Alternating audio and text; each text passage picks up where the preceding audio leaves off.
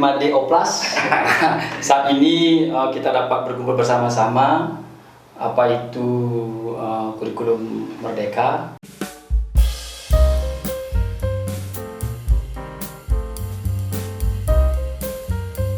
Halo sahabat Semandala, balik lagi bersama saya Made Oplas, manusia dengan operasi plastik. Kita balik lagi di acara Sabtu Basa-Basi. Ya, kira-kira Sabtu ini kita mau ngobrolin apa nih? Siapa kira-kira bintang tamunya ya? Jadi hari ini kita akan mengundang salah satu sosok Arjuna ya, pemanah ulung yang posisinya sekarang menjadi pengawas manajerial di SMA kita tercinta, SMA Negeri 2 Tejakula. Siapa lagi dan tidak lain tidak bukan Pak Made Saputra SPD MSI. Selamat menyaksikan. Baik sahabat Semandala, ini dia nih Pak Made Saputra nih. Gimana kabarnya Pak? Baik nggak? Baik-baik, Astungkare. Pandemi Covid tetap berkarya dong. Ya, biarpun kondisi saat ini kita tetap berkarya, karena itu menunjukkan jati diri kita semua. Iya, luar biasa sekali ya Pak Made ini. Jadi Pak Made Saputra ini itu adalah pengawas manajerial baru ini, adik-adik dan juga sahabat Semandala di SMA Negeri 2 Tejakula. Sebelumnya Bu Idawati ya. Dan hari ini kita di acara podcast Sabtu Basa-Basi ini kita akan bahas sesuatu yang menarik ini bersama langsung dari pengawas manajerial tentang kurikulum baru dari Kementerian Pendidikan dan Kebudayaan RI, yaitu kurikulum Merdeka nih ya. Pak, dengar-dengar nih katanya akan diberlakukan nih Pak Made kurikulum Merdeka kalau lancar 2024.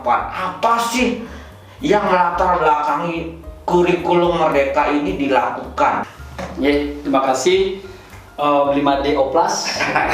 Saat ini kita dapat berkumpul bersama-sama, apa itu kurikulum Merdeka. Memang pemerintah dalam hal ini Kementerian Pendidikan dan Kebudayaan meluncurkan tentang kurikulum Merdeka. Tapi sebelum kita membahas apa itu kurikulum Merdeka, kita harus mengetahui dulu kronologisnya. Iya. Nah, pertama ada istilahnya Merdeka Belajar. Merdeka Belajar itu saat ini sudah ada 16 episode. Ada episodenya? Iya, episode pertama yang kemarin kan untuk menanggulangi pandemi. Menteri sudah mengeluarkan surat edaran, yaitu salah satunya bagaimana proses pembelajaran ini kita utamakan dulu kesehatan. Ya, jangan terlalu strict dengan proses pembelajaran yang begitu formil. Yang penting sehat dan anak-anak itu bisa dapat dalam berproses yang menyenangkan ya. Itu baru satu, ada juga yang lainnya. Tapi saya fokus ke sini tentang kurikulum Merdeka itu sesungguhnya yang wajib melakukan saat itu adalah sekolah yang menyandang predikat program sekolah penggerak. Oh, berarti sekolah penggerak aja dulu dicoba? Ya, itu sebenarnya. Nah, jadi inti dari pemikiran dari Bapak Menteri itu, karena tahun 2020 kan pandemi datang itu sekitar bulan Maret, kalau tidak salah bulan Maret tanggal 16. Nah, di saat itu proses pembelajaran vakum. Bukan sih vakum, memang beberapa satu bulan itu agak sedikit vakum. Ya. Nah, terus berkembang, akhirnya khusus di sekolah penggerak saat itu belum begitu maksimal, tapi di sekolah secara umum diberlakukanlah kurikulum penyederhanaan, yaitu kurikulum darurat istilahnya. Nah, sehingga dari hasil evaluasi pelaksanaan kurikulum penyederhanaan kurikulum itu sebenarnya mengubah tidak, tapi menyempurnakan. Jadi bagaimana menyikapi dalam kondisi pandemi ini, pemerintah dalam hal kementerian memberlakukan secara keseluruhan se-Indonesia itu penyederhanaan kurikulum. Nah, setelah diadakan evaluasi, ternyata kurikulum sederhana itu membawa dampak yang positif pada proses pembelajaran, sehingga semua itu berlaku.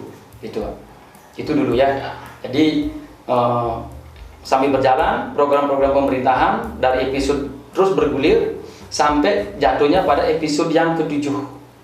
Episode ke-7 itu adalah program sekolah penggerak. Ya.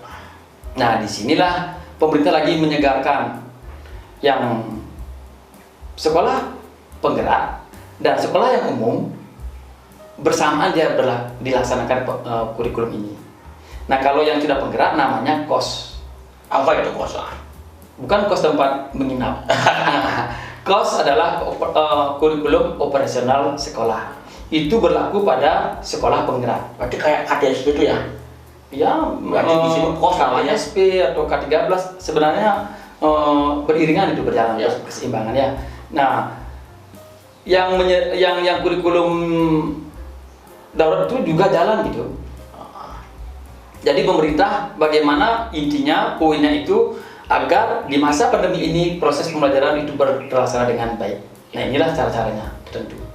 Terus bergulir lagi, terus berjalan sehingga kita menyamakan persepsi dari KOS menjadi prototipe, kurikulum prototipe. Bagaimana perkembangan terus berdasarkan evaluasi dari sekolah penggerak yang jumlahnya 2.500 itu dinyatakan baik dalam proses pelaksanaan di pandemi ini, sehingga di launchinglah Merdeka Belajar itu episode yang ke-15, yaitu pelaksanaan kurikulum Merdeka bagi program sekolah penggerak. Itu khusus. Kalau di Bali ada 5 sekolah penggerak. 5 sekolah angkatan pertama.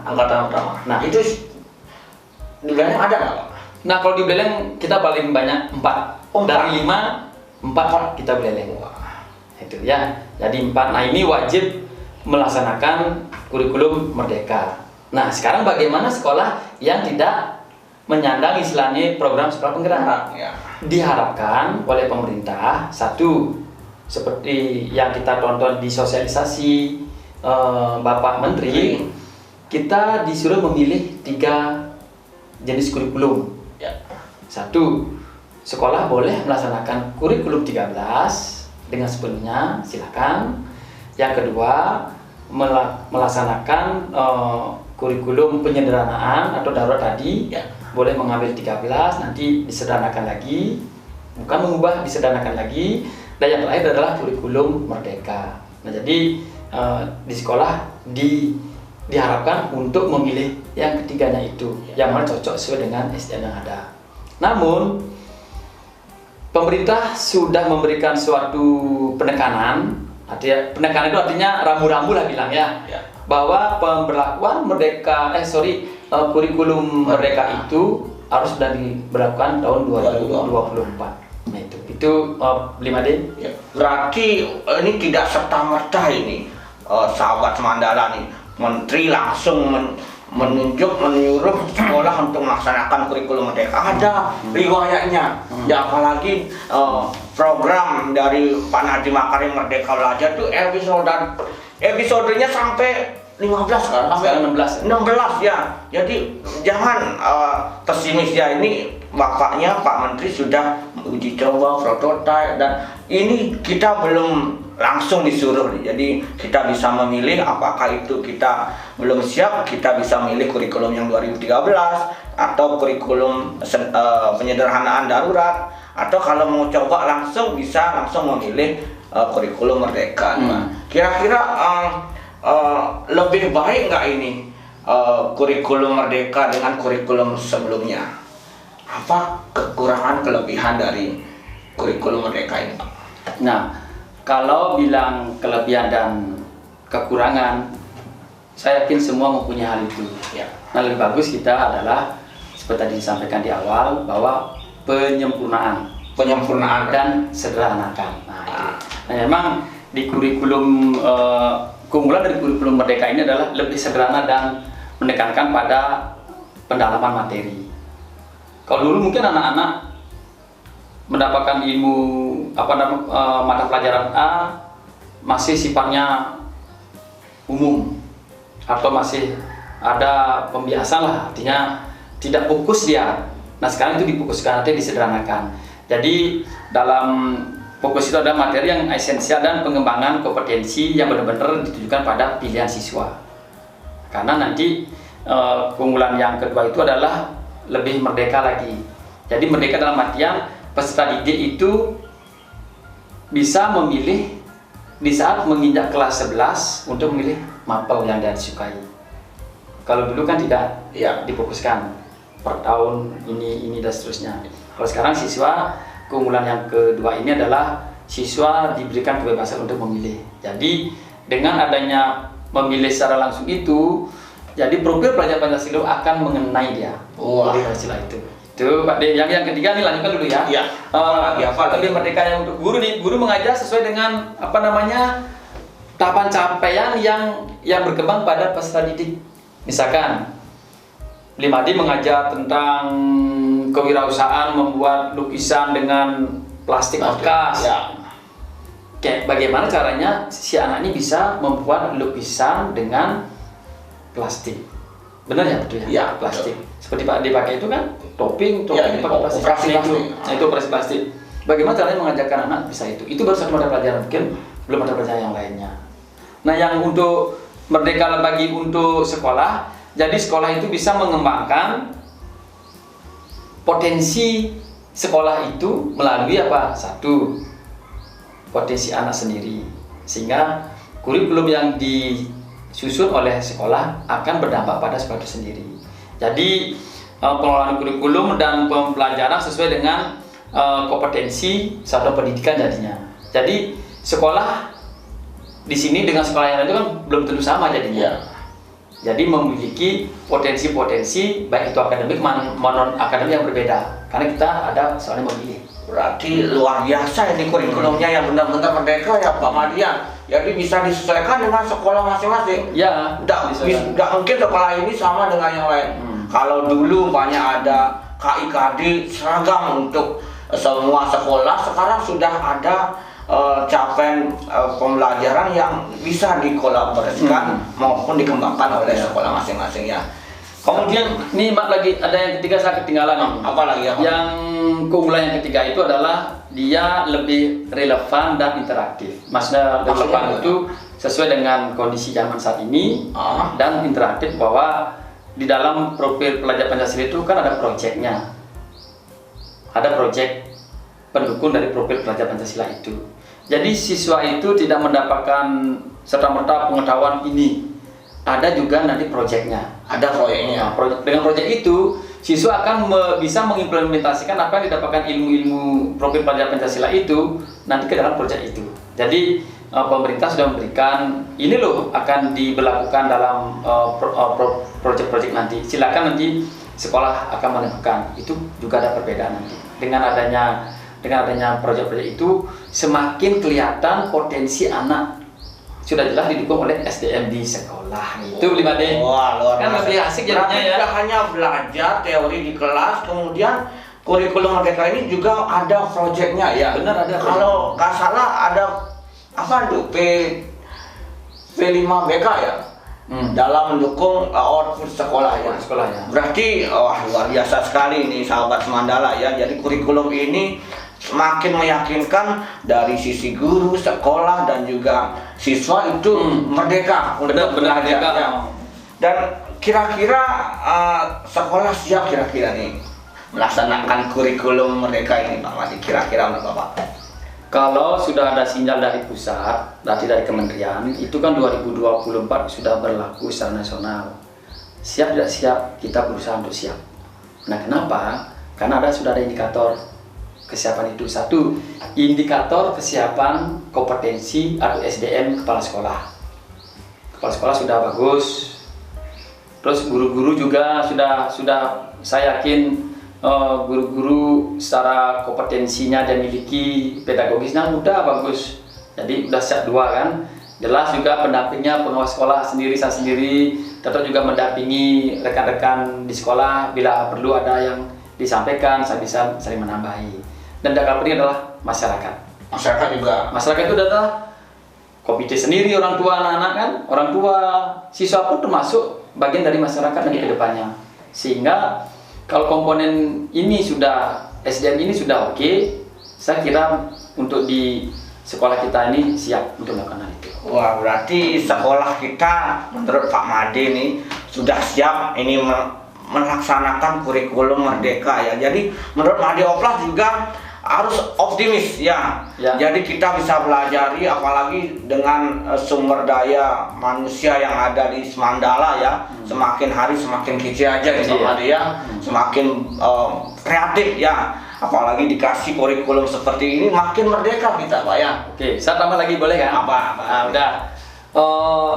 Perkembangan sekolah sini selama saya sebagai pengawas akademik dulunya, sekarang manajerial, sudah kelihatan semakin hari semakin bertambah. Contoh ini fakta ini. Ya. Satu, Mandala Kreatif. Itu artinya tempat podcast untuk saya ceritakan sudah ada. Sudah ada. Nah, berikutnya penataan-penataan di lingkungan kelas sudah ada. Jadi bukan ditata di bagian peruangan, bagian tata amanah juga ditata sedemikian rupa. Kalau itu ditata dengan baik, otomatis segar sekolah kita. Ada tamu datang langsung segar, otomatis terminal kita juga, pikiran kita juga segar. Segar akan membawa dampak yang positif ke depannya. Iya, betul sekali nih sahabat Mandala, terutama warga SMA Negeri 2 Tejakula ya. Jadi kita sudah melihat langsung perkembangan sekolah kita. Jadi kita harus bergerak maju ya. Tergerak, bergerak dan menggerakkan ya, seperti moto dari guru penggerak itu sendiri ya. Kira-kira closing statement nih Pak, apa harapan Pak Made selaku pengawas manajerial di SMA Negeri 2 Tejakula dengan adanya kurikulum mereka ini Pak? Silakan. Kuncinya gini, kalau kita mau sukses, kuncinya harus satu kata. Tahu satu kata? Apa itu? Satu kata. Contoh ini, sekolah kita akan mengadakan atau membenahi bidang apa? Disiplin, karakter anak-anak. Karakter anak-anak itu ada disebutnya lagi. Kalau dalam kondisi normal, bagaimana kita menciptakan siswa itu di kelas atau di sekolah sudah berada di lingkungan sekolah itu jam 7 misalkan. Semua warga sekolah harus tunduk dengan satu kata itu. Satu komando. Kalau satu komando ya dari Bapak pimpinan, tapi kalau tidak satu kata kan sulit. Satu kata begini, kalau siswa dilihat oleh tukang kebun misalkan, kamu terlambat loh jam 7.15 ini, padahal sudah di sekolah jam 7, tegur dia. Tukang kebun juga melihat, tukang satpam apalagi melihat, setiap ada yang melanggar itu semua memberikan teguran-teguran, itulah satu kata menurut saya ya. Jadi instruksi dari kepala sekolah turun, kita harus sepakati itu. Kalau kita sudah satu kata dan sepakati semua, saya yakin apapun yang diinginkan, dicita-citakan oleh sekolah pasti tercapai. Jadi saya berharap kepada teman-teman warga sekolah di SMA Negeri 2 Tejakula, mari kita berkomitmen untuk mengawal kurikulum Merdeka ini, sehingga kita akan membuat atau membentuk generasi-generasi ke depan lebih unggul. Sesuai dengan profil pelajar Pancasila. Iya. Terima kasih nih Pak Made nih sudah menyempatkan mainan ke studio Mandala Kreatif ya. Ini benar sekali nih sahabat Mandala ya. Harus satu kata, satu komando, berarti satu frekuensi nih ya. Benar. Harus satu frekuensi untuk mencapai kemajuan bersama ya. Demikian hari ini ya podcast Sabtu Basa Basi bersama Bapak pengawas manajerial SMA Negeri 2 Tejakula Pak Made Saputri Suksana niki Pak. Sudah hadir di sini ya, ngobrol sama Made Oplas ya. Jadi untuk materi hari ini, wah materi yang serem sekali ya.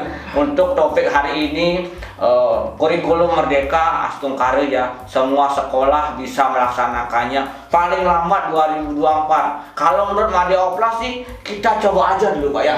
Coba saja dulu sekarang mumpung dikasih pilihan sama Pak Nadiem Makarim. Anggap saja training sehingga 2024 nanti kita sudah mantap untuk melaksanakannya ya. Jadi pada intinya kita terus belajar sepanjang hayat ya. Perubahan yang abadi ini teman-teman ya, perubahan abadi, tidak ada yang kekal. Yang kekal adalah perubahan ya.